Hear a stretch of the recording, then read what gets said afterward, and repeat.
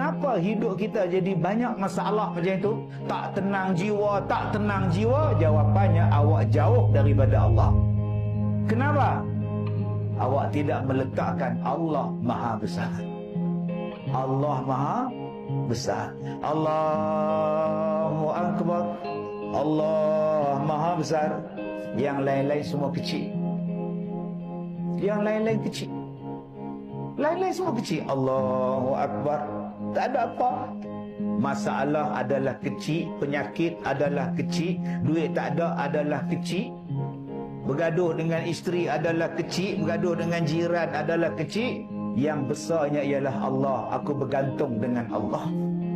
Aku bermohon dengan Allah. Sekarang berapa ramai yang meletakkan ada benda lain yang lebih besar daripada Allah. Kalau dia orang beriman, dia akan meletakkan Allah Maha Besar.